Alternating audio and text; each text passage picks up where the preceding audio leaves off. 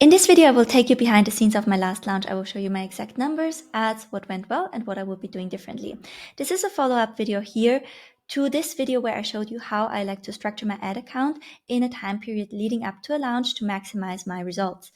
I decided about a month ago when I was at the one-day event in Vegas with Alex Hormozi that I will be putting my low-ticket communities on waitlist.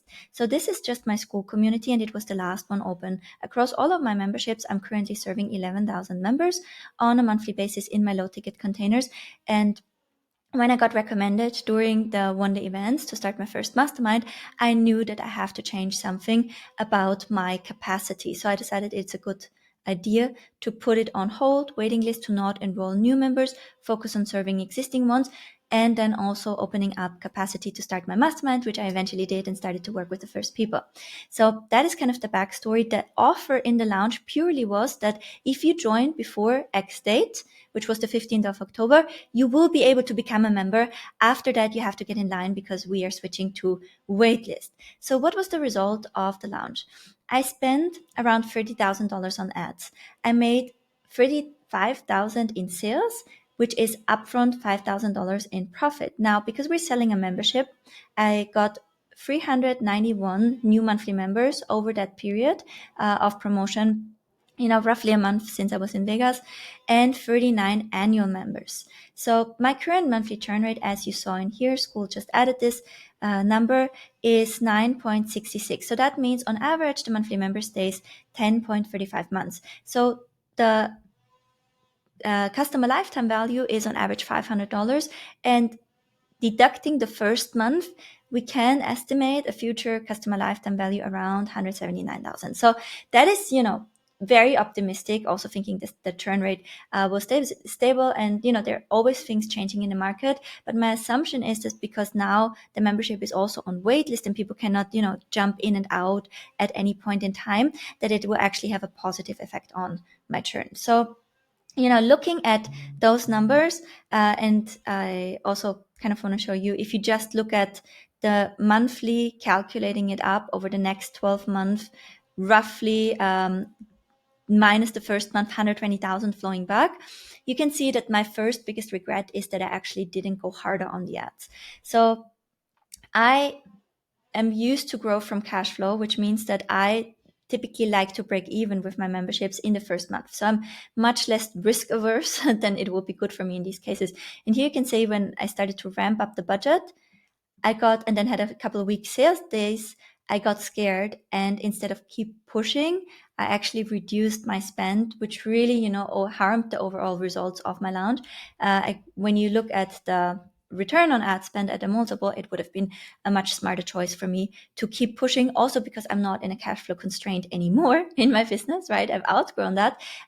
But although I know this, there's still this part in me, that mindset that kind of still struggles when I'm not kind of driving on break even. So got scared, scaled it back. That's my biggest regret around this launch. What I could have also done better is to grow my email list prior to the launch, because I had been, using school, and with school, the open membership model, I was promoting quite a bit to my email list, right?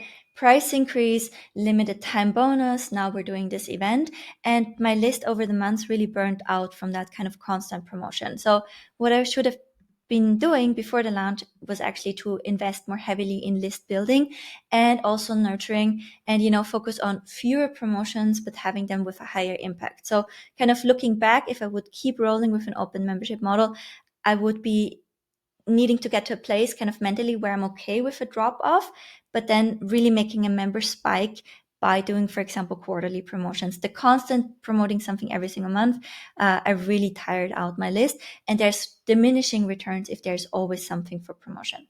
So I would change that. I should have kept spending a lot more and pushing on the ads.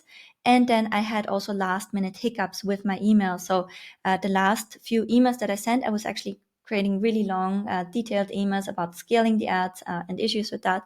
And that had display errors because they got too long. But I wasn't aware of that until, customer reached out to me and let me know. So on the last day, I actually sent a total of 4 emails because the first one kind of didn't send. Then I sent another one and kind of correcting my mistake, but it was messier than I usually like it. So what went really well is that I started for a while now to include videos in my email. So I have seen a trend that while still the same amount of people open the email, I can tell from the interactions and the clicks that they don't read all the way to the end. And so I started to include videos where I basically add value or reiterate the core message of the email in a video, and that really, really helps me to get my point across. I'm uploading those videos unlisted on YouTube, and I can see the videos have hundreds of views.